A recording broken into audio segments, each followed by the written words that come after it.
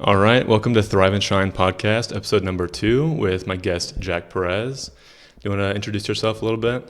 Yeah. What did Cam What do say? you do? What have you done? Yeah. So I'm a personal fitness coach online. I also do like social media content, so YouTube, Instagram.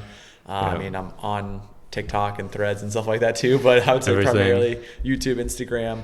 I've been running a coaching business for going on, I think, about 5 years now.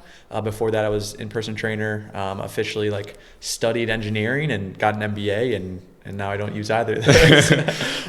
Usually how it works. Yeah. So, and since then, I'm trying to think what else. 27, turned 28 in a month, 2 months actually. And then, Cincinnati, Ohio, born and raised, and been here ever since. Me and Jack competed in our first bodybuilding show together. Yes.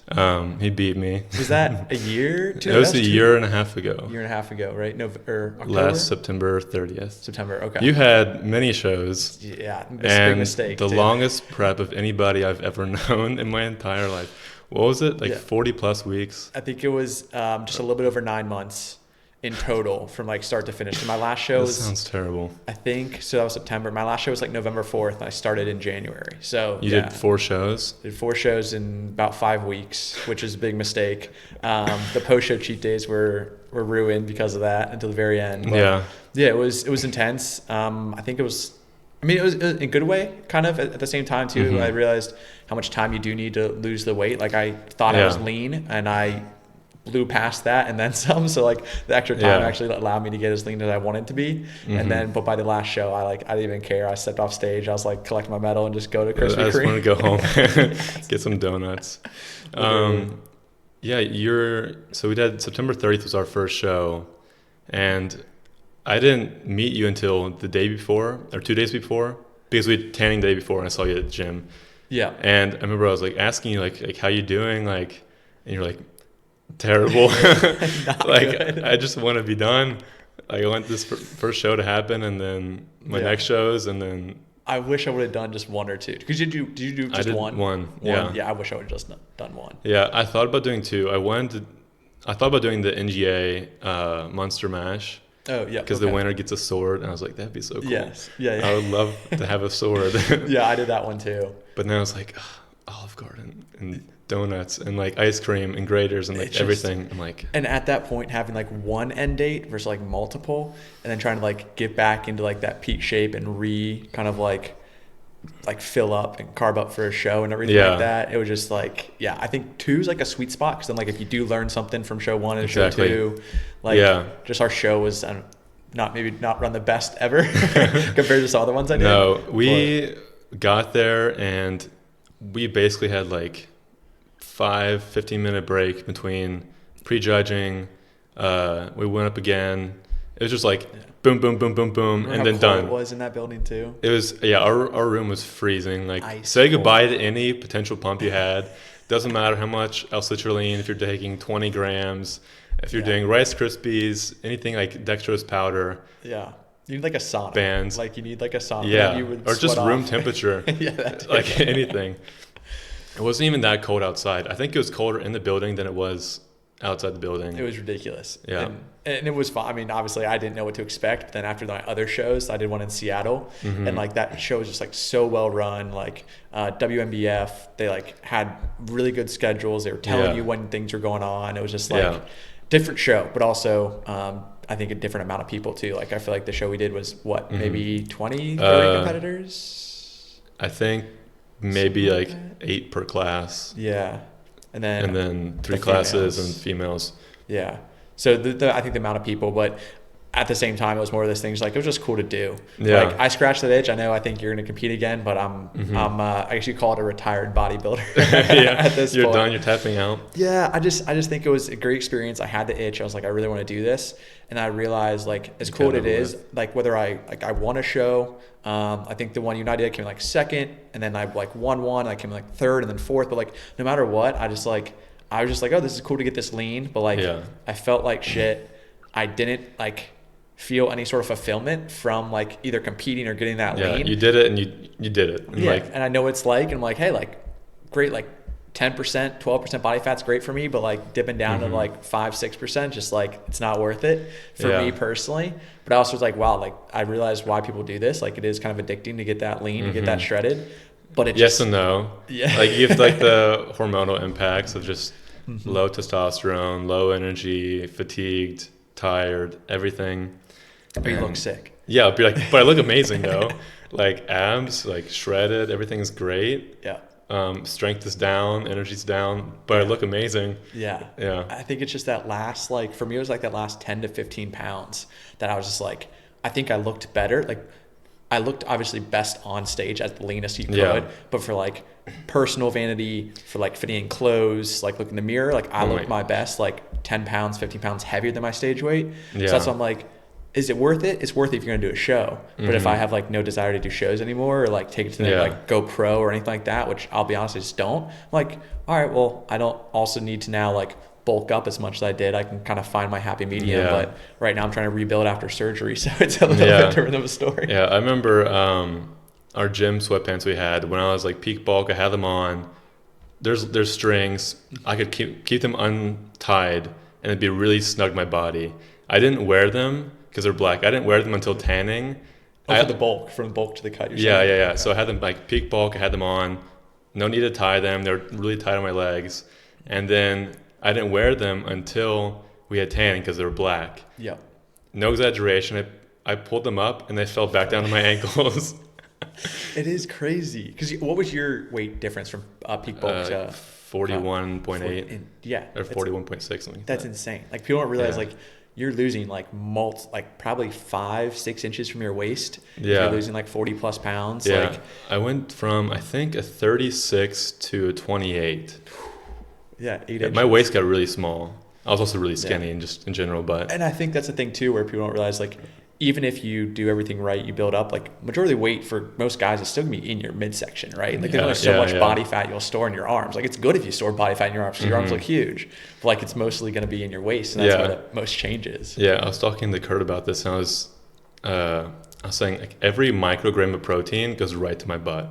Like I wish it went to my arms, Every like my jealous. back. I know, and it's like I wish it just went like everywhere else, but like inner thighs, my butt. What's your plans to compete again? Are you like thinking 2026 this year? I'm thinking like a year and a half or maybe another year. Gotcha. I was a lot heavier, and like in November I was 218, fasted, and then I went to Europe for a month, and then I lost like 14 pounds. You lost weight? Oh yeah. Damn, because you're just pushing calories so much at home, or? Yeah, and there's so much less processed food there. And we're walking everywhere. We're walking. Like, where are we going? We're walking there. How long? Like 15, 20 minutes. But it's like down, back every day, like multiple walks everywhere. So. And you just don't have like the availability of food. I feel like at home, you always you can go to your pantry, you go to your fridge. It's when you travel, accessible. You're just like, you have like 2 meals a day, maybe 3, and it's all out. You're not like, well, I don't know if you go grocery shopping, but like whenever I travel, like you don't go grocery shopping really, or maybe pick up some essentials. Most part, you're like eating out, and that like kind of some people like limits the amount that they eat, especially like. I was staying at her house there in Poland. Okay. And the grocery is a 2-minute walk. Oh, nice. So, convenient. But they're so much smaller. It's like the size of some people's kitchens. They're really small, but everything is like super fresh from the farms. It's huge. And it's so nice, and they had so many Greek yogurt drinks. Oh, really? Which we don't really have here on your stories. We don't really have those in the U.S. And they're amazing. Yeah. Is this the Icelandic Greek yogurt, the Skyer or whatever it is? Skier or whatever it is. Yeah. That, but a drink. Yeah. I've seen. I think Oikos or some brand is trying to like kind of break into that market, and basically like that kind of like adult Danimals. I've been starting to see those a little bit more. I think they're great, but it's the same time. It's like if you look at it, it has like 15 grams of added sugar. It's like, okay, maybe you should stick with like something else. It's like, but there's 20 grams of protein. It's like it balances out, right? It's like cost benefit analysis. Like, okay, how much sugar should I take and how much protein do I need? And then like trying to eat what you want, but also add what you need and like find that balance. But then you could use it, I guess, as post-workout because you've better like carb utilization post-workout. For sure. When you pair it with protein. Yeah. So you could look at it like that. Like maybe it's a little post-workout drink. Treat. Yeah. But even then, like you're gonna need a little bit more protein. Yeah, versus people just slamming those in the morning. It's like Yeah. It can do the job at times if it's like a convenience thing. Mm-hmm. But it's just back and forth of like, is it really that convenient, or is it just like you being lazy? You know, like A little bit both. It's like, but it tastes good. Okay, you're saying it tastes good because it's convenient, or it actually tastes good? Yeah. Because there's a difference. No. Yeah, you're like, oh, it's so easy to make, and it's like, it tastes good. Like, but is it good for you? Like, is it actually like genuinely good? Because you just went to China, Japan. Yeah. I want to hear about that. That was a blast. So that was a funny way of like, basically my buddies and I wanted to go after college back in 2020 when COVID hit.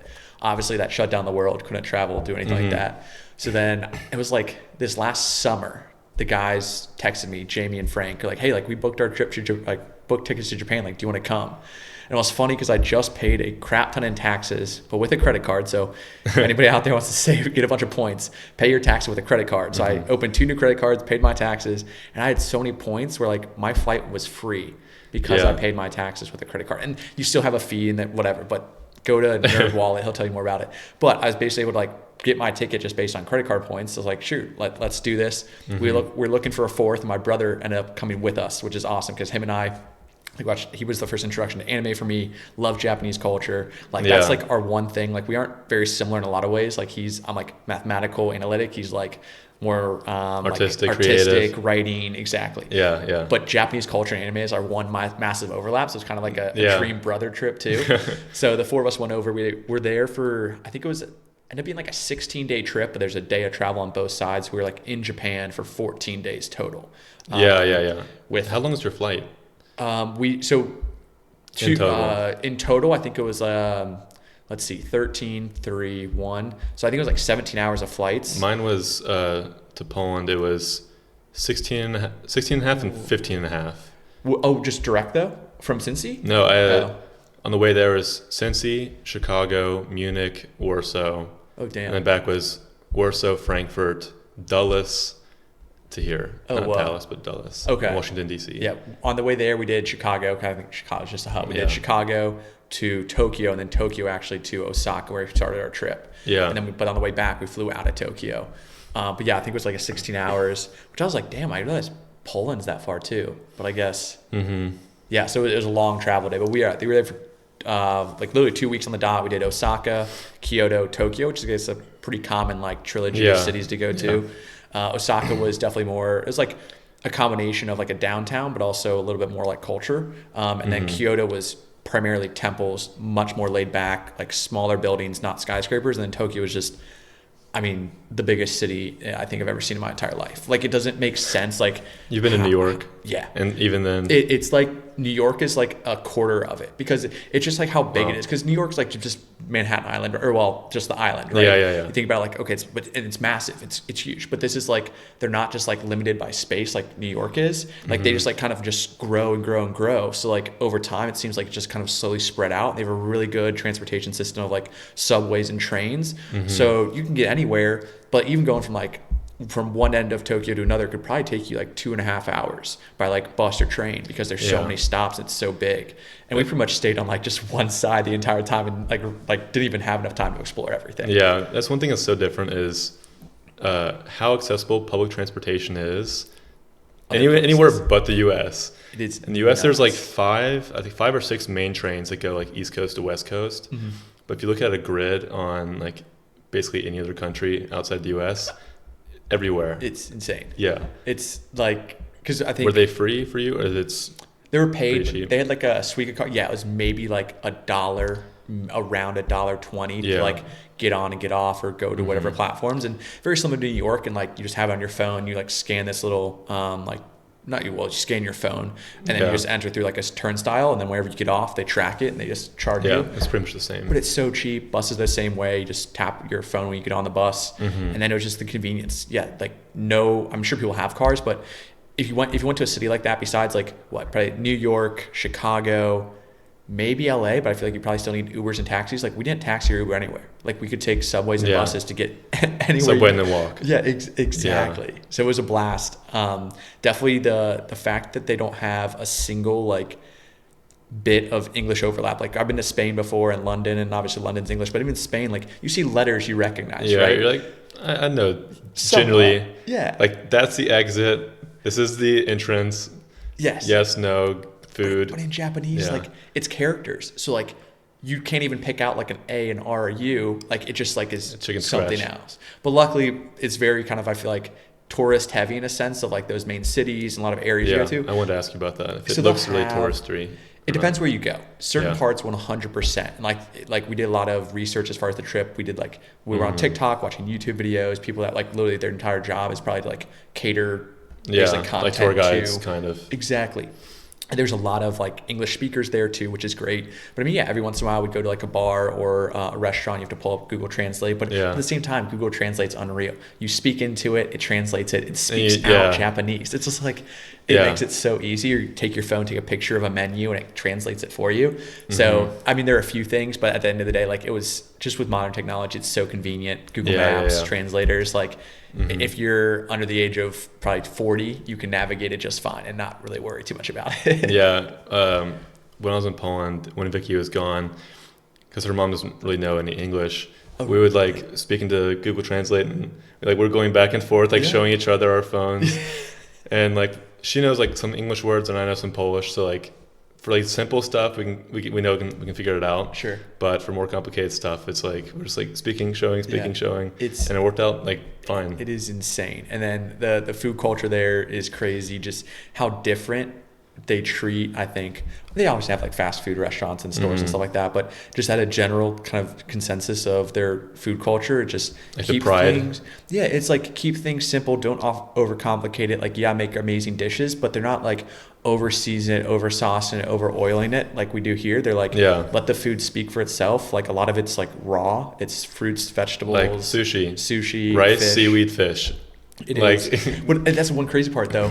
It's like they don't do sushi rolls like we think of sushi rolls. You do like nigiri, like the rice and the nigiri, sashimi, just like cuts of fish. But they don't do like sushi rolls like that. I think that's very Americanized. Yeah. But they do have like seaweed wraps and sushi wraps and things like that. But like they don't have like, oh, you go get a California roll. Like that, it wasn't a thing. Or at least none of the places we went to, because we try to avoid like the super Americanized spots. But one of the best dinners I ever had in my life was the omakase we did, which is basically like chef served like nigiri and sashimi. He like does it in front of you. He like hands you each bite one at a time, like tells you how to eat it and all that kind of stuff. And it was just like, in that sense, it's like you pay for the experience, really. Like it was expensive, but it's like it's such a cool experience, like once in a lifetime. Like while you're there, you got to do it. And a lot of this other stuff was super healthy. I mean, they aren't crazy on protein. I try to find like protein snacks and stuff to try, and like far and few between, but they did have some Oikos Greek yogurts and stuff like that. But at the same time, also coming off my like injury, so I hadn't really been training too much. So it wasn't like the end of the world. Kind of thing. I know you've done a lot of videos on like buying food on a budget, and people always say like, oh, you can't, like, I can't eat healthy and spend a little bit of money. Like eating healthy is so expensive. I just like, it's not, they don't go together. Yeah. But like, they just don't understand. It's so easy. Yeah. I think two ways to think about it is one, like, yes, if you're smart about it, watch a couple videos, like whether it be mine or somebody else's, like they can show you exactly how much certain things are. And at the same time too, I think my mindset has shifted a little bit from, yes, like I want to be, I've always been, I don't want to say cheap, but like I like to be money conscious and how I spend my money and things like that. But also realizing like it is truly like the saying, like you are what you eat, but like that is literally what your body uses to create energy, is like what you put in. It's like we can't just like pull energy from anywhere. It gets pulled from our food. So if you think about it, it's like, okay, how do I want to function as a human being? What do I want to look like? What do I want to feel like? What do I want to kind of put out into the world? Well, it starts with what you intake, right? Because that's literally what gets digested and like what your cells use to build and like give you energy.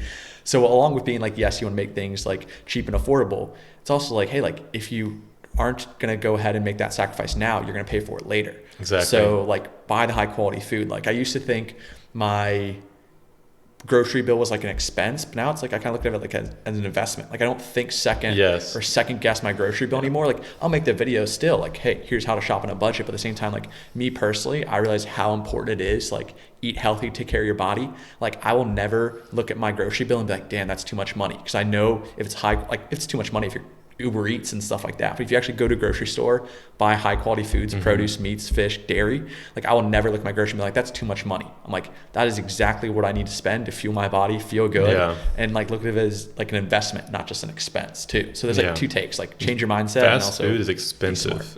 Oh my God, yeah. Five Guys? Dude, I don't know the last time you had Five Guys. It's been a minute for me. The last time I had it was actually, it was my, after prejudging, I had Five Guys before finals. Was it really? Yeah. Okay, yeah, no, you told me that. Yeah. It was amazing. You went and got Five Guys? Guys? It was incredible. So like much sodium. $20 for a burger and fries. Yeah. It's like, you want to talk about expensive? Like, go get fast food every day. When I can have like a high quality grocery haul for like $120 a week. Yeah. Like, well, you can make an individual meal cost $2, $3. So easy. You buy rice in bulk, buy your meat in bulk. Rice is so cheap. Green beans, broccoli, asparagus, peppers, it's all. There are always ways to make it cheaper, and then just a matter of figuring out, okay, like, what's the best thing for you as a person? Is it quick, easy, convenient? And then it's like, okay, you go cheaper and like do the frozen stuff, or is it okay, like quick and easy, but I actually want it fresh? So then like meal prep companies and stuff like that too. But I think my goal with everything, like the amount of full days of eating I put on the channel, is like to show people the variety that you can really have. Like I'll admit, like I eat the same stuff every single day. Me too. Like it's just on repeat. Like I'll change up dinner now and again. I'll go out with my family or take Katie on a date night. But the reason why I make those videos is to show people like how much variety there is. It's not to show you like how much variety I personally eat, because I don't unless I'm making a video. Yeah. But it's to say, hey, like you don't have to eat just chicken breast. You don't have to eat ground beef. You can have this huge variety of different meals and like make it fit any amount of calories and protein. And there's no one size fits all. Like I think that's the way that people kind of fail, and I think that there's a certain diet or I have to be creative every single meal. It's like you need to find staples and stick to that. Yeah. You got enough going on in your life, right? There's a common saying, it's like eat like a dog, just eat the same thing every day. And for many people, they can do that. Like I can eat the same thing every day and I'll never get tired of it. I like the food I have and I'll keep eating it. But some people, they just can't eat the same thing over. Do you have any clients that are like really picky on the foods? I would say yes, in the sense of, I've worked with like vegans, vegetarians, like I would say, so like diet restriction people, I think it might be, is that what you mean, or like different, or just like picky eaters? Just like hates all fruits, hates vegetables, picky on the meats. Yeah, doesn't definitely. like seafood. I think a big thing there, whether it be allergy-based, self-imposed like diets, like they are vegan or vegetarian by choice, things like that. I think a big thing too is realizing that I think people have this idea that eating habits or that their food preferences can't change when they can, right? It's like, oh, I don't like vegetables. It's like, well, you don't like the vegetables that you've had or that you are used to, right? But if you throw a little bit of olive oil on there, season it up nicely, squeeze a lemon on there, add some Parmesan cheese, things like that. Like you can make it taste really good, right? They think like raw vegetables, those suck. I don't like those. I hate raw broccoli, but like steamed, baked, whatever. Love it. I could eat it all day. Throw it in the air fryer, things like that. So my goal is to say like, hey, like understand, like you think you don't like vegetables, you don't like fruit. Like what about like a smoothie? What if we sneak in some like spinach or kale and like, you can taste it a little bit, but it's be like very, very small amount to like maybe bananas and fruits and stuff like that. So all the time, I think the goal is to try to change their, not like change their mind, but perspective. Kind of, exactly. Show them like, hey, like you can do this in a healthy manner. You can make things taste good. You can sneak them into like a fried rice. Like you can sneak in some peas and corn and carrots and mixed vegetables. You'll never know. Exactly. Because you think like, oh, that's what fried rice is. You just add a little bit more of those vegetables to make it like hopefully higher volume, more fiber, stuff like that too. Yeah. Have you had any clients that are really terrible with, I don't want to say consistency, but adherence? Do you have any adherence problems? Yeah, and it's different for everyone in terms of like how I approach it too. Like some people, it's like the tough love approach of like, dude, if you can't do this for yourself, no one else is coming to save you, things like that. And others where it's like, okay, hey, like, let's meet you where you are then. Like, what is the biggest problem? Exactly. Let's kind of peel back. Because sometimes it's like everyone's so gung-ho at the start of a program. They're like, I want to go 0 to 100. I want to do this and this. I'm super motivated. But sometimes that leads to burnout or like you said, like poor adherence, lack of protocol adherence, stuff like that. So it depends on the client, but typically I try to pull back and be like, okay, hey, like instead of having to track every single meal or every single food item or go to the gym 5 days a week, like let's just start with 2 days a week. Let's just start with 6,000 steps instead of 10,000. Little things like that, try to like give them some wins. And then once they start to get that win and see some progress, then we kind of like slowly build up. So I think at the start of a program, they say they can do certain things like, and you're like, oh, hell yeah, like let's go ahead, let's go all in. I can track food. I can do my workouts. What do you mean? I can drink a gallon of water. Are you kidding me? And then 128 ounces. 3 weeks in, they're like, I've missed 5 workouts. I don't track my food and I can't get my steps in. You're like, okay, so what about your water? Oh, I've had like 2 bottles. Oh, okay. Yeah. Nice. And it's things that I think we take for granted. It's like it's second nature for us. It's so easy. But trying to go back and like rebuild that habit for someone new, like takes some time. So yeah, it's more so focused on trying to make it like as simple as possible, focusing on like the biggest boulders. Because I think a lot of times people I'll get questions from clients like, is this optimizing this perfect? Like, is this optimizing my upper back versus my traps? Is this one meal going to optimize my pre-workout carb intake, things like that. Yeah. And I love those conversations, but if you can't even adhere to your calorie and protein targets, like it's not a conversation we should be having, right? It sounds like we have a pretty similar approach. Like I'll start with healthy habits first. Like what's your daily life look like right now? How can we kind of modify that to be a little more healthy? And then you can kind of add in, okay, here's calories, then okay, here's macros, and then here's what a healthy diet looks like. Yep. And you kind of slowly ease them in. Because a lot of people that don't have any background in working out or anything, it can be really overwhelming for them. For sure. And you're like, okay, let's just like, I'm going to give you what I think you can handle. If it's too much for you, tell me, we'll pull back a little bit. And you might do like calories and then like, okay, 2 days a week, we're going to do macros. Just 2 days. And then the next week, okay, 3 days, calories, or the rest of the week, calories, and then 3 days we'll do macros, and you kind of just progress like that. Yeah. And I think the biggest thing too is realizing that and then the other side of it too is like people are like, oh, well, like I want to get the results as fast as possible. But at the same time, it's like, yeah, but if you, like, let's say in 2 years, you're back to where you were square one because you fell off and you didn't build any long lasting habits. Like, so that's the other side of it. Like once like a client's work with me, like I'm all about like, yes, we want to make a badass transformation. But at the same time, like if we make a badass transformation for whatever, 4 or 6 months, but then like in 6 years, you're back to square one. I didn't do my job. So it's kind of like that balancing act of like, yeah, I know you want the results now, but also like I'm thinking about you in 6 years, like, can you sustain this? So it's kind of like that balance back and forth. And also I realized like, I mean, calorie deficit's temporary for everyone. Like no one wants to be hungry, right? No one wants to be in a calorie deficit for an extended period of time, but just the majority of clients I work with are fat loss clients. So like you have to be in a calorie deficit for an extended period of time, but convincing them like that's not forever. And like my favorite clients are the ones that like get through the fat loss phase and we can reverse them out and like do a proper reverse diet. And then they're eating 500, 600, 700 calories more than they were before. And they're still losing weight. They're still losing weight, or they maintain the weight loss.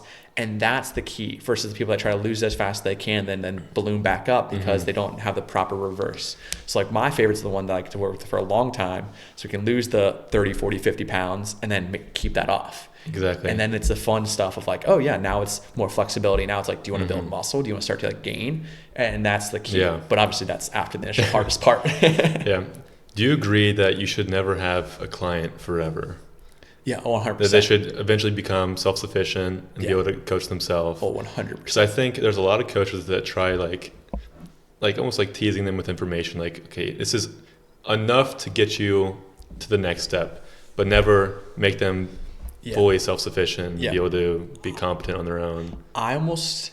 I don't want to say feel bad, but yeah, clients, I've worked with clients anywhere, like, so my programs are 6 months long, but I've worked with clients for like 3+ years. Yeah. And the ones that I've worked with for a really long time have also had multiple goals, right? Initially it was fat loss and they wanted to do muscle building and they wanted to cut, and then maybe they had a kid, so it's more of like an accountability almost.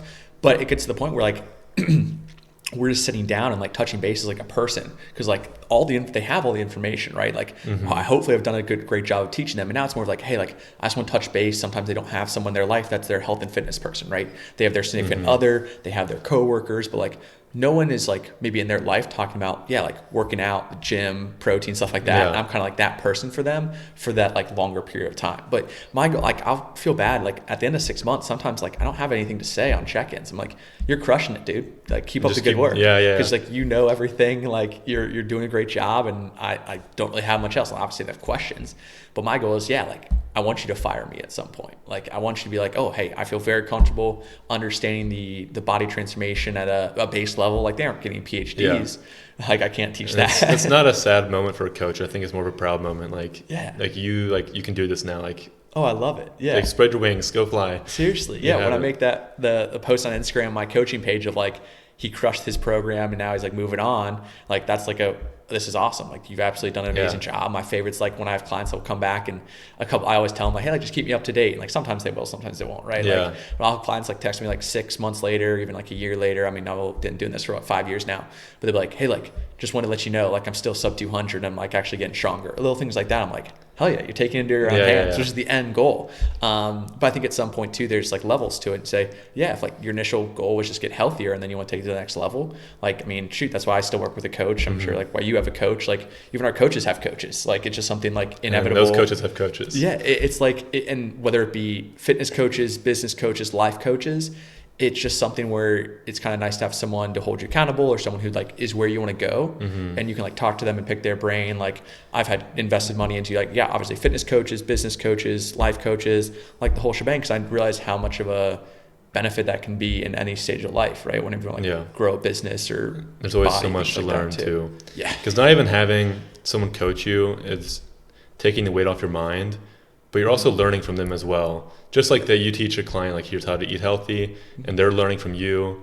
Having a life coach, a therapist, anything, you're learning from them too. Yeah. So it's like the fountain of knowledge just never ends. Yeah, and I think the most hopefully. Yeah, exactly. I think just most important, like having someone like to have those conversations with, right? Like as much as I love my family, my friends, my girlfriend, like I don't really have much fitness conversations with them. Like I'll talk to them if they ask questions, but like that's for my clients, like my coach and like things like that too. So it really just depends. The conversations are more like, you want to go to the gym with me? Do you want to have like make a healthy meal together? Yeah.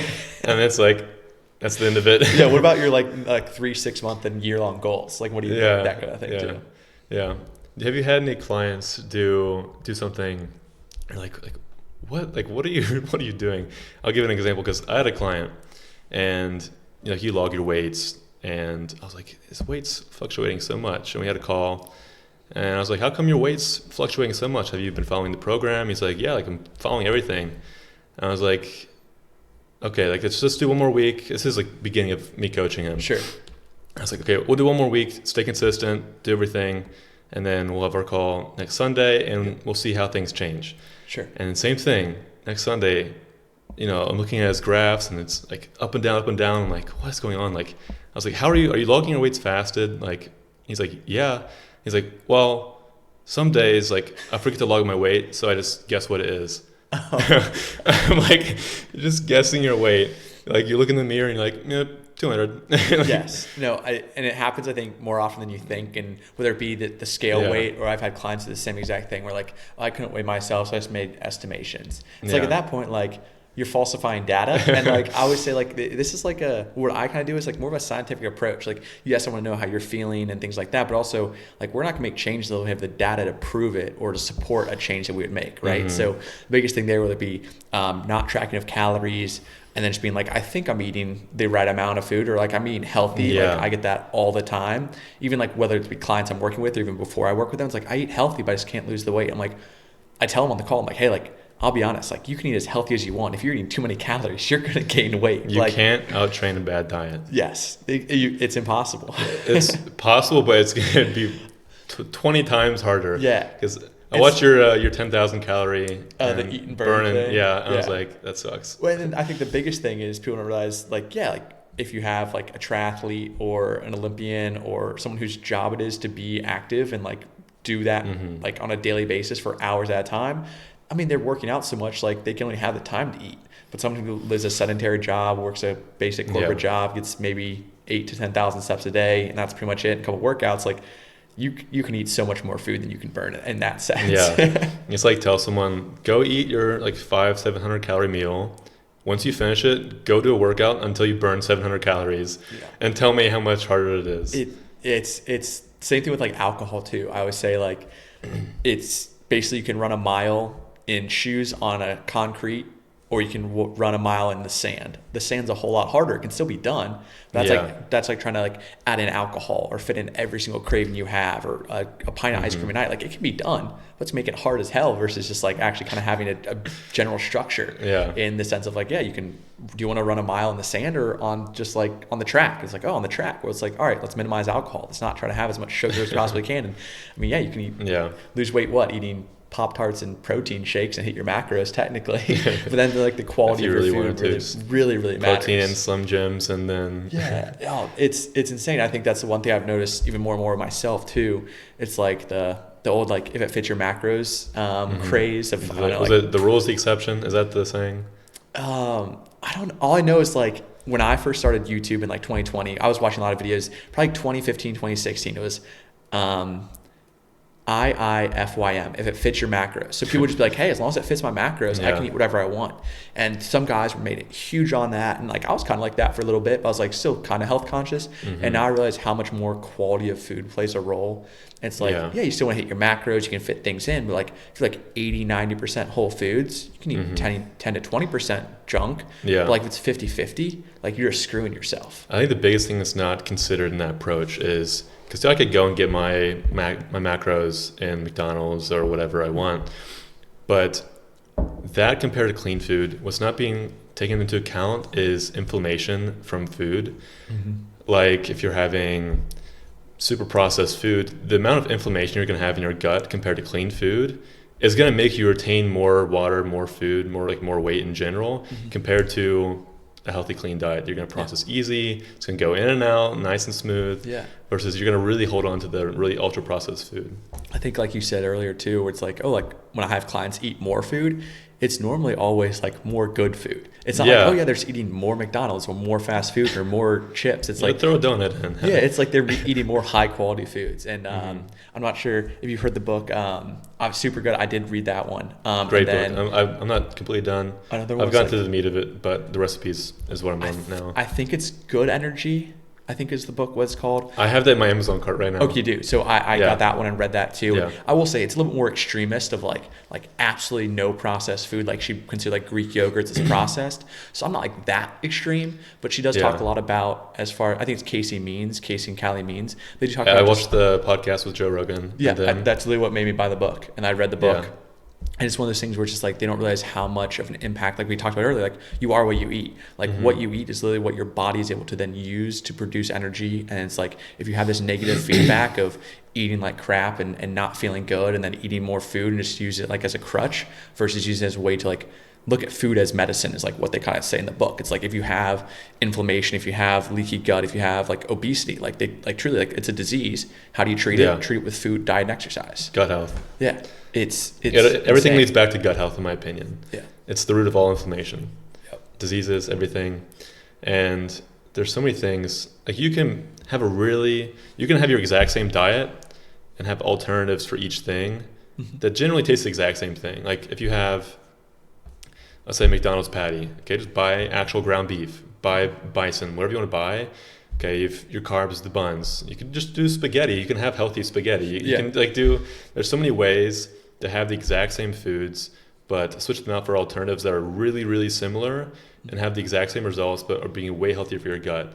Rather than buying like yogurt that's not Greek yogurt and it has like a lot of sugar, okay, buy Greek yogurt, or even ferment your own Greek yogurt, have some kefir, whatever you want, and you can have the exact same foods with alternatives and have way better results. Yeah, I think that's one thing that I noticed, you probably noticed too, is like I said, my diet was never the healthiest. In high school, even in college, like you're not eating healthy.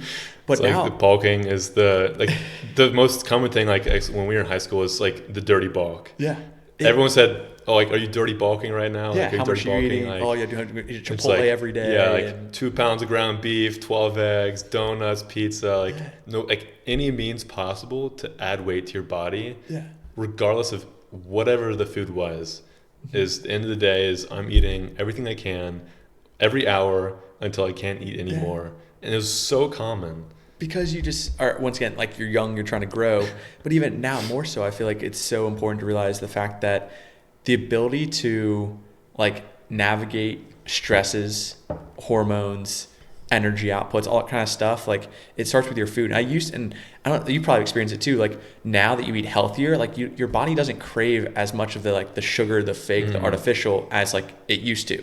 And I think that's a hard thing that people don't realize until they do it. Like I've had clients, shout out Phil, where he was eating like protein bars and shakes and eating out a lot, and now he might have a better diet than I do right now. Like so much high quality foods like zucchini, squash, every fruit in the book, protein, and he's like, I don't even crave that stuff anymore. And we were having a phone call, he's like, I feel like I might like, I was like, dude, like you've been crushing it, you've like, because we have social refeeds is one of the things I have my clients use, like increasing calories on a weekly basis. I was like, hey man, like you have any cravings? Like it'd be a great time to use the social refeed, like with sporting events too. He was like, I don't really have any cravings. Like I can maybe eat some pizza. I was like, yeah, hell yeah, go for it. And he like literally ate the pizza and he like texted me. He's like, hey man, like my stomach doesn't feel that great. And I'm like, And he's like, I was like, how much did you have? He's like, I had like half of a Domino's pizza. Like, it tasted good, but like, I don't feel like I normally do. I'm like, that immediate feedback is like, dude, you've been treating your body so well for so long that like you eat crap. And I don't want to say you get to the point where like you can't eat bad food, but like you notice a difference, right? Like when you drink alcohol, you get poor sleep, even though you think you fall asleep faster. Or you eat so healthy, when you have the bad food, you're like, something just doesn't feel right because you've been doing so good for so long and you've been treating your body amazingly. Like, do you feel that? I've like, if I go in periods where I eat really healthy for a long time, which like I normally do, and someone orders pizza, you're like, oh, okay, sure, I'll have some, and or whatever other food, they bring donuts or something, and you eat it, and you're like, oh, I wish I did not do that. It's like your body's immediate reaction. Like, well, I was in Poland for a month, and I came back, and I had the food here, and even eating like the same foods, I was like, this is a difference. It's so much different. Yeah. No, it's nuts, and I think just the quality of everything is just so important. And I think yes, numbers matter, seeing the weight come down, but for long-term sustainability too, because like I'll admit, like tracking calories is great for periods of time, and and I've been doing it for years, but I don't think I'm gonna be tracking calories forever. And at some point, I'll kind of like, yes, there might be times where I want to lose the weight or gain the weight. But you should get to a point where like your diet can kind of like keep you at homeostasis, like a healthy diet and like a good body weight, good body fat percentage. Like that should be the end goal, I think, for a lot of people. And yes, at times you definitely need to track calories and weight and all that kind of stuff and workouts to make the most of it. But eventually, like my goal is kind of like basically recover from my surgery, do a cut this summer, and then kind of just maintain like about a 10-pound variance. Main gain. And like not even gain. Like I obviously want more muscle. I want to get stronger. But at that point, just like find a good point where I like, it's not a stress in my life, but like I can just maintain this if I want to. Sure, like during the holiday season, if I gain a little bit of weight, all right, I can cut it off in the new year. But like just have like a solid, like for me, I'm estimating probably like 165 to 175, maybe 160 to 170 range. But like I no longer want to just bulk up because I don't have like aspirations to be a bodybuilder anymore. Like I'm very happy with my physique, but yeah, I want to get stronger and maybe find new hobbies, and do other things and just stay capable of doing things. And but do I want to be like, oh, I want to squat 405 or bench 315 again? Like I knew what that required in terms of body fat percentage. I'm like at 160 benching 315, like that'd be great, but also like it's not the end of the world anymore. Like I used to think it was the end all. You can tell your grandkids you did it. I did it once. I have photos, I have video evidence. That's all you need. And then kind of figure out a way to be like, okay, hey, like I'm really comfortable with where I'm at. Like I don't need to track calories anymore. I have a healthy diet. And there are times when, sure, you pick that back up. But I think long-term sustainability is key for not only like myself, but I think for like the general population. But it's so hard with like the food industry nowadays. It's just like they literally, their entire job. And I tell all my clients this. I'm like, the deck is stacked against you in the sense of their entire job is to make money. And how they make money is making the best possible product that advertising tastes amazing, has like the mouth feel, the texture, everything. And like the only way that their job is to get sales. Yes. And they're a public traded company. Like we think, oh, like BlackRock and all these other companies, like they're in it for the profit. They don't care about you or I or who their consumer is, but they're willing to spend millions of dollars. Yeah, they're trying to make their stocks better. Exactly. Have the celebrity endorsements, everything like that. So like, but that's not what healthy people eat. Like even though Peyton Manning's throwing Bud Lights and eating potato chips on TV, like he doesn't actually do that. When was the last time you saw like an NFL player have a Whole Foods sponsorship? Yeah, or like actually tell you their diet. No, they're on cereal boxes. They're in like candy boxes, whatever. Like they're on Dorito bags. Do you know Paul Rabel by chance? He's like a lacrosse legend. But he like started the PLL and all that kind of stuff. But he had a YouTube channel, and it was one of those funny things where I remember like seeing this is years ago, like probably 10 years ago. He did a full day of eating, and he's like, I don't know why these athletes like accept sponsorships from like Lay's or like obviously the money, right? Like Peyton Manning's not doing it because he loves Lay's potato chips, doing it for the money. But it's one of those things where it's like I don't understand why these athletes like fake like they drink beer and eat chips when like to be a peak athlete, this is what I eat. He went through a full day of eating. He's like eggs and egg whites, rice, tons and tons of fish and chicken, vegetables and fruit. Like it's a whole foods diet. And he's like, why would you ever take a sponsorship from like a fast food restaurant besides like the money, right? Yeah. So it's just one of those things with like you kind of see through the bullshit, see through that layer that they put up as like marketing and realize like what's actually going on. Yeah, because all these professional teams, like they have their own designated dietitian, 100%. And you're so gullible if you believe the dietitian's like, okay, we're gonna program like your diet, and then here's some Lay's potato chips, here's some fruit snacks, have some Bud Light, make sure you have that post game and pre game. Yeah, like. And like at least like, yeah, sure, 80-20, 90-10 rules, but like as a peak athlete, like it's probably 95-5 or 99-1. Yeah, right. Like to be like the highest, like you're already blessed with 1% genetics. Like then to like take it to the next level. Yeah, and that one is like a post game celebration. Yeah, literally, if that. Birthday, Christmas, Yeah, and then they have small things. Maybe not the linebackers, but and it's their job to be in good shape too, right? Like as a desk worker or corporate worker or sales guy, like.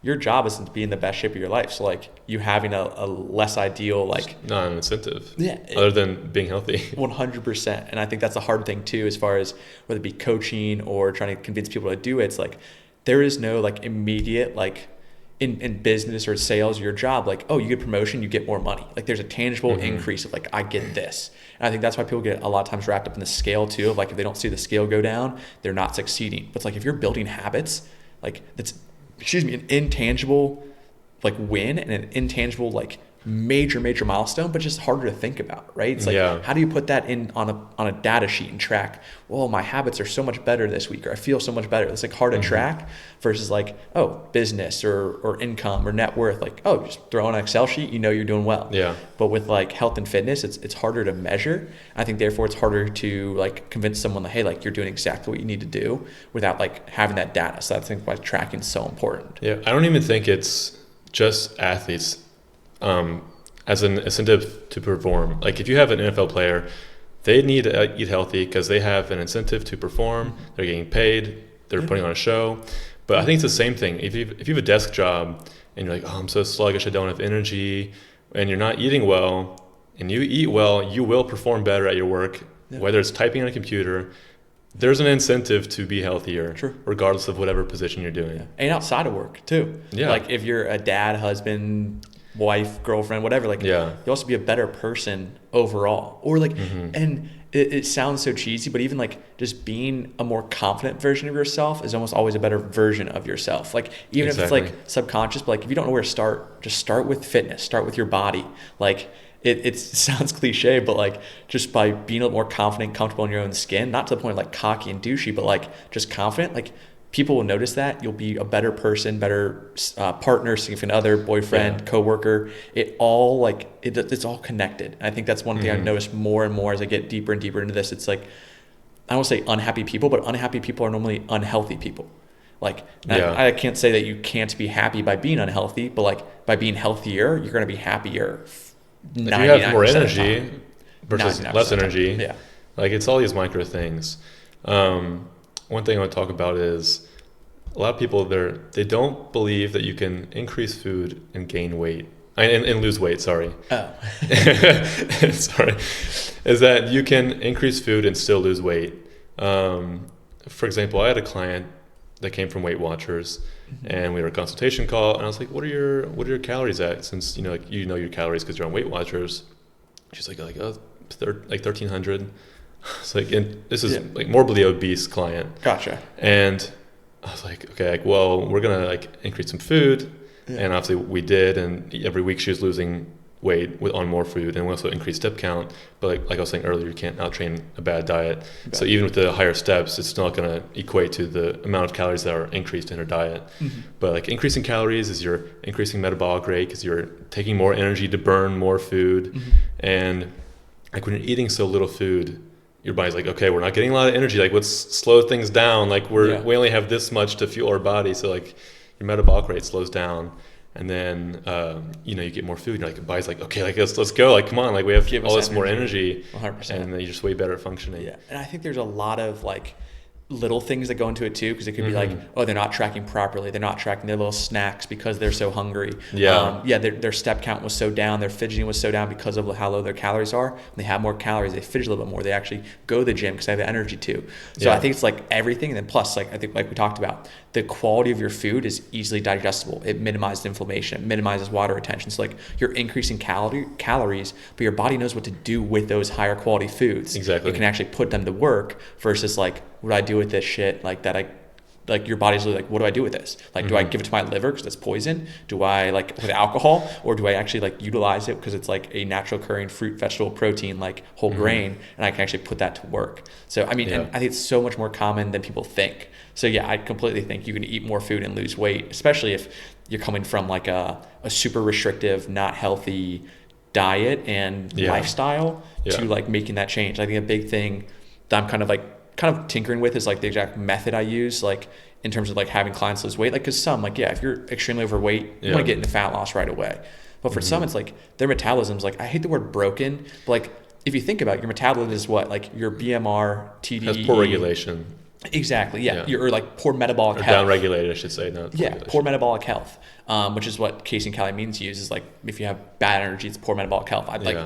But the common folk think here broken. Metabolic flexibility. Exactly. And like, we know what we say when we say broken. Like, you're not actually broken human being, just your lifestyle sucks. Your insides are broken. Yeah. But it's like, that's what they think. And I think that's what like sometimes I say, just because I'm like, hey, they know what that means. But you and I know it's poor metabolic health. It's down-regulated hormones and stuff like that. But if you say, hey, like your metabolism broken, so like sometimes like I spend the first month to 2 months of a program with a client, like not trying to lose weight, trying to fix bad habits. And then the weight loss happens so much easier. Once you have that foundation set, you've increased the calories, you've fixed their metabolism, improved their metabolic health, and then the fat loss happens so much easier. It's like a chain reaction. But it depends on the client, right? If you're at 300 plus pounds, you can lose weight. But if you're like 215 looking at to 190 lean, okay, I mean, you're struggling for years, like, hey, it's probably not just like changing your calories, like let's change like your approach and your habits and stuff like that too. And this is another beef with Weight Watchers is the client was saying like, oh, like, but I'm getting like 2-3 points for going to Subway, and like I get 2 points for McDonald's. I've like, never even understood, like, I don't fully understand it. Like I get there's a point system and something, but they're saying like, oh, but like I'm getting 2 points for Subway or 3 points, like, and if I like change some stuff in Subway, like I can get up to 7 points. I'm like, I'm not gonna be doing that. I should know that system. I mean, for as long as I've been in like the fitness space, like weight loss and stuff like that, like, but like Noom, Weight Watchers, what else is there? What's Noom? Noom is like, I think it's like an app where it basically like, I honestly don't really know. I've just seen ads for it, and I've seen like actually on like billboards. RP Strength. I think it's more so. Honestly, I don't even know. Like, I don't know if you get a consultation. Similar to Weight Watchers. Yeah, I don't know if you get a consultation. I just don't know. Because I know Weight Watchers like points based. I don't think Noom is point based. But like, there'll be billboards like, oh yeah, I lost like 50 pounds with Noom or whatever. I'm like, what does that even mean? Like, what does points mean? Like, and I think that's a big thing. What is the point? Is it the protein? Is it just the location? Like, it's just like eating healthier. And like, there's something to be said to people like that don't want to track calories. And I don't know if you get that. But people like, oh, I just don't want to track calories. Yeah, but it's like, that's another topic, because like some people have eating disorders, and like I understand that to an extent. Because they don't like saying how much they're eating, even though it's, if anything, it's. I guess I get the point with people with anorexia nervosa or bulimia. Yeah, with like disordered eating, but like with it's a different approach. Common, or not, I want to say common, but like everyday person without an eating disorder to like basically be like, oh, I don't want to track my calories. Well, I'm like, that's like saying like you don't want to budget or like look at your finances and just hope you like come out on top, and then you end up in $500,000 worth of debt because you never actually looked at things. Right? I just don't want to look at my account right now, but I'm still gonna pay all my bills. Yeah, it's just. So like, what's your balance? No idea. It works out normally, but like my payments go through. It is, and I get it. Like, once again, it is tedious. It takes some time, but you've been doing it wrong for years and years and years. Let's just try to learn, or like have a general nutrition class. Like, basically that's what you're doing. You're like teaching your brain, like you're tracking things, and hopefully you're paying attention. You're like, oh wow, that those chicken wings have 800 calories. I didn't know chicken wings were so high calorie food. Like such a high calorie, like well, they're fried. There's oils on them. You have whatever sauces you're using, which people always forget to track, like olive oils, whatever oils. And you don't know until you track. Mayonnaise, ketchup, mustard, like they don't always account for that. So it's just really the goal is just to learn. And then eventually you track a little bit less, or when you're in a fat loss phase, you want to track and be consistent. But otherwise you're just shooting in the dark. I find way more stress not knowing what I'm going to eat. I eat the same thing every day. If I didn't know what I was going to eat for my next meal, like, oh, what am I going to eat? Like, what am I going to cook? I don't know what I'm going to eat. Like, there's so much more stress that goes into that than like, I already know all my meals. There's nothing to worry about other than just cooking it. Yeah. And it's so much less stress. I call it decision fatigue, where it's just like if you're trying to decide like day of, and that's one thing when I think with anyone, it's a stress in your life that you can avoid. Right. Yeah. So why would you not avoid it? Right. Just tracking the night before, having a meal plan. Like myself, I just eat the same 3 meals and have dinner as a flexible one. But like I already have hit my fruit, vegetable, and protein goals by that 4th meal. Like I need like 20 grams of protein, no matter what I'm gonna have for dinner. I'm getting 20 grams of protein. You know, like it's so much easier. Yeah. So having some flexibility or like some structure built in with a little bit of flexibility is key. And I think pre-tracking is the easiest and best thing you can possibly do. And if it's stressing you out eating and you're always stressed about your meals, you're also going to be gaining weight, because if you have chronically long stress, your cortisol is going to be higher. If your cortisol is chronically high, then you have inflammation, water retention, weight gain. It is. So it's like all connected. Stress management. It's like just track stuff. And I promise, like if you can bring your stress down, cortisol will come down, weight weight loss will be so much easier. Yeah. And just like you're fighting against yourself. Like just let your body just take your mind out of it. Exactly. And then it's just the fact that we're all human beings, and like that's what most clients, like they know what they need to do, right? Yeah. It's not like it's rocket science. Like I don't sell a secret pill or a secret like workout routine. It's just like accountability, reassurance, there's no support. Secret. Yeah, there's no secret. If there was a secret, everyone would know about it. Yeah, and the quicker you realize there's not a secret, there's no shortcut. You just like do the work. Maybe the better. Ozempic, tirzepatide, GLP-1s. Yeah, I read like my dad passed me one of his like medical journals he has to read to like just stay up to date with like his like actual like doctorate degree or whatever, his continuous education. And it's like some of these studies are like wild about like Ozempic and everything. Well, the study they did with Ozempic is they had all the participants, I think, on 500 calories a day. So obviously they had so much weight loss, but the weight loss was coming from like primarily muscle. Everywhere. Because if there's no carbs, like your glycogen storage is depleted, your fat storage is there, and you need muscle and protein. You're basically using that as energy. What happens when you get off too? Yeah.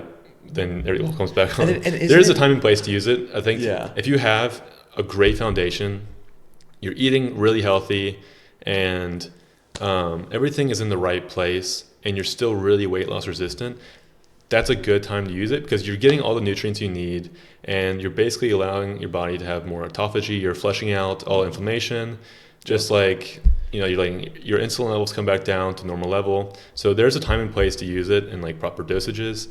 But for the 90% of people, it's I think so necessary, and you'll make just as much progress initially eating healthy, getting some steps in, going to the gym. You can go 2 times a week, whatever it is. I think as long as it's just like a last resort, not like a first step. Yeah, it's like there's so many more things that come before it. Just like supplements. Yeah. Like it's the 1%. People that are already at 99% or 95%, that's getting the next 1%. Yep. First is adherence. Then you like slowly progress things. Supplements, last thing to worry about. Yeah. The amount of effect that supplements have is so minuscule. Unless you have actual deficiencies, you're not going to really notice anything. I'll say the only thing, because even I've cut back a little bit. I used to take so many. I'd take like, and I take on prep or even still now.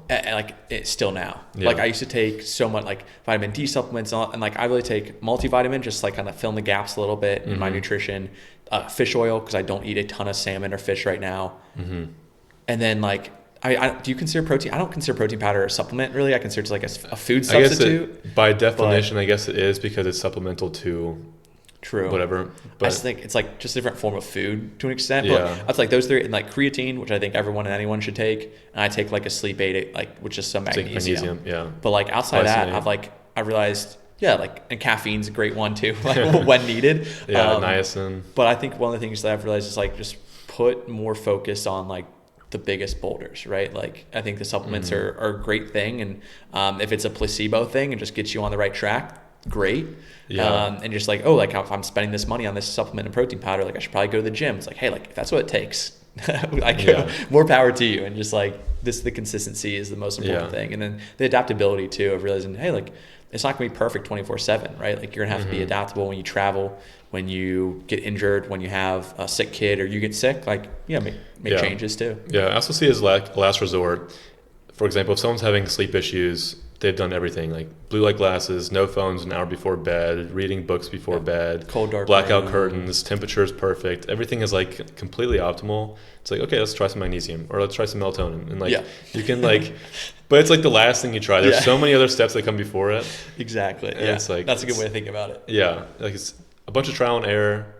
If you reach all of the errors, and it's like, okay, or you get blood work done if that's all good still, and then you can do that. That's true too. But I just do creatine, vitamin D, fish oil. I take a turmeric and curcumin complex, and some probiotics. Okay, so for the gut, Yeah, most of the ones that are in here. Yeah, I say, and I should take more. I really try to like at least get like, and this sounds like a lot, but like 6 to 8 servings of fruits and vegetables a day. So like I think I fit most of that in there, but I know there's probably some like I'm still missing. I'm like, I should add that, I could add. But like once again, like it's that small percentage at versus that point. Just like the enjoyment and like and the less stress of being like, like what if I forget that or forget that? And things like that too. It'll be okay. Yeah.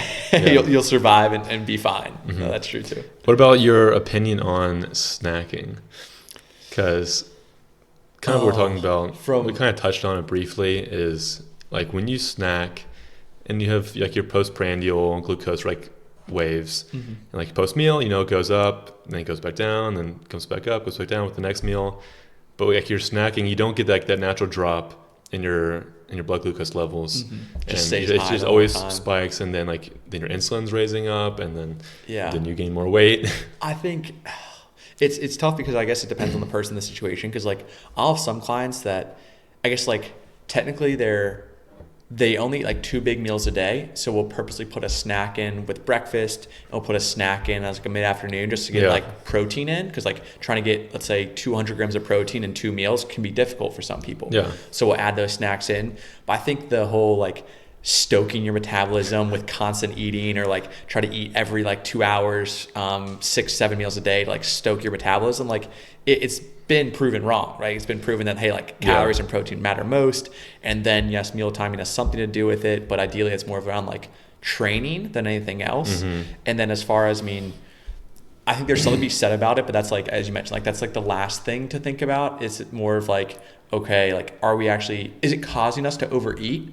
That could be something when we actually kind of focus on that earlier. But if it's not causing you to overeat, it's just something you just like naturally do. Or I have some clients that will snack at nighttime because like it's just like they haven't had high quality food all day. So like our first goal is to like increase the quality of our food, so then you're not hungry at night.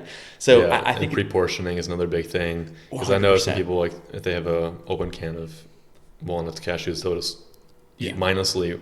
So rather than like putting them out beforehand. So I think it depends on the person, the situation, right? Like if they're still hitting their calorie and protein goals, like I think there's something to be said about, hey, like let's maybe just combine those calories, so we do have like the on one meal rather than 2 meals. Yeah, like the ebbs and flows of like your natural appetite, so your body does get accustomed to meal timing and things like that too, and like regulate your glucose levels and hormones and things like that. But I think the biggest thing is like if it caused you to overconsume calories, that's an issue you should address right away. If not, it's something where, okay, like what about like lower calorie snacks? Like I get it. Like if you're, I have a client who's a big gamer, and at nighttime he just needs something. But he used to do like Doritos and Mountain Dews, and now we got him to do like at least diet sodas. And then you do Olipop or Poppy. Exactly, doing like stuff like that, like probiotic, prebiotic, or even just like diet sodas, 0 calorie drinks like Powerade Zeros, Gatorade Zeros, even though like the best thing in the world, like they're a whole lot better than something else. And then going with like lower calorie snacks or some high protein chips, things like that. I'm like, okay, like for him, it's like, it's one of those things like, over time we can maybe like work on that, but it's such an enjoyment thing for him. That's like, hey, like as long as we're just making smart decisions, we're not consuming 800 calories when we game, but rather 300, and then no calories from our sodas, like that's enough right there. Which is exactly what I was saying earlier. Like you can always find a good alternative, and you don't have to sacrifice things you like. Which is a whole other topic. Is like, but like these are the foods I enjoy. Like I don't want to give them up. Like I like them so much. Like, and you like how they make you feel. But like it's how you feel for 2 minutes while you eat it, not how you feel 24/7. Like I hate this. I don't have much on TikTok, but it's like there's a trend going around right now. It's like, I hope the food that you're eating feels better than being skinny or lean on the beach or something like that, which is totally extreme. And like, I get it, but like it motivates the right person and it upsets the wrong person. So like, you got to take everything with like a grain of salt, but like person, like, hell yeah. Like I totally agree. Like you want to, if you're not comfortable in your own skin and you're going and having like all this junk food, just make you feel better for like the short term, like, yeah, you'd probably someone who would benefit from like maybe putting that down a little bit. But if you're like a person who's already like confident, happy with their body, like, yeah, go and have that ice cream then, like, good for you. But then there's that balance of like, okay, like, is obesity just because you're okay with being obese? Is that like okay? That's like, well, I guess like scientifically no, but like if you like just own your obesity, like, is that okay? And then it becomes like it's just a very convoluted. Like the whole like body positive movement, and then all the controversy with that. Like be content, but also like still be working on your fitness. And then everyone's different, right? There could be someone who's 300 pounds overweight, but they were 400 a year ago and they're doing an amazing job. Yeah. Versus the person who's at 290, slowly going to 300. That's like the obesity paradox. You know, the obesity paradox is, say you're you, but you never exercise, you eat really unhealthy, you always feel like crap, you don't do anything that's good for yourself. But then there's someone really obese, but they're doing all their cardio, they're doing at least 150 minutes a week, they're eating really healthy, say they're still overweight, but they're doing all these things. On paper, they might be way healthier than you, which is kind of the paradox. Even though you're, say, 15% body fat, but you're doing all these unhealthy things, they might be way healthier than you, even though they're obese, and you might be at a healthier body, which is like the paradox of obesity. Yeah. Some people that, you know, they might be 400, now they're 300, or now they're 200, but they're still obese, but their cardiovascular system might be amazing, their blood work might be like spot on, everything might be perfect. Yeah. But someone that looks healthy, but they're not on paper. No, that's true too. Yeah, and it's just trajectory of where you go to. Like in the future is like, oh, like your current habits will kind of lead that. Like eventually something will give, right? Either in the person who's 50% body fat but treats their body like crap, or the one that's like overweight but does the right things. Like eventually something should shift, right? The person that the things that everyone's doing correctly, like will lose the weight, and someone that's not doing anything right, like might eventually gain weight or at least have like health complications aside from maybe just weight gain because they like genetically just don't have as big of an appetite, things like that too. Yeah. That's where the nuance gets extremely nuanced. I'm just curious. Oh, GMM. Gosh, shout out to Good Morning. You used to watching them consistently? Oh, yeah. You? Oh, yeah. Oh, my God, yeah. I get upset. So Good Mythical Morning, I don't know if anybody knows that they're watching it, but go check them out on YouTube. It's literally like I get depressed. Okay, I don't want to say depressed, but like I get very sad when they go off for like their like summer breaks or falls. I'm like, it is my like wake up, no matter what time I wake up, 5 a.m., 6 a.m., 7 a.m., like put on Good Mythical Morning. It's just like a good way to start your day during the week. Yeah. It just makes you just feel like, it just makes you feel good. Like some of their episodes are like, some pass. But usually anyone with food is like pretty good. It just makes my day better. So I get really sad when they go on breaks. When I was on prep, I wish I was joking. I probably watched 2 hours of them a day. They were so like good. during my cardio, I'd have my phone on there and I would just watch only the episodes with food. Food, yeah. Because I'm on prep and I was craving food, and I would watch all the ones with food and just like want to live through them. Like I would do them, Eric the Electric. If you know Eric the Electric, he's basically like a competitive eater who does like massive food challenges where like the entire like Panda Express menu. Oh yeah, I know McDonald's for a week straight, and he done. I've like would binge him. What's the other guy? Tony something, or the guy that does the food competitions? I know exactly what you're talking about. Bigger guy, kind of deep voice. No, the skinny one that's like Asian. Oh, Matt Stoney. Yeah, Matt Stoney. Matt Stoney, yeah. I'd watch all those guys on prep because I was like, yeah, you're just so like food driven and food dependent. You're watching a guy eating 100 cookies. You're like, yeah, at least somebody can do it when I can't. Yeah, he's eating my half. Yes. Yeah. At least. Yeah. So we'll wrap it up. I was really glad to have you on here. Yeah. Glad you could come. Hope you enjoyed it. I like conversations. I'll admit, like, health and fitness is fun to talk about, especially with someone who like knows. Yeah, this could be a 3-hour podcast or longer if we wanted it to. So that was a good spot to stop. So I appreciate you guys all for tuning in, listening, and tune in for the next episode. Yeah, thanks for having me.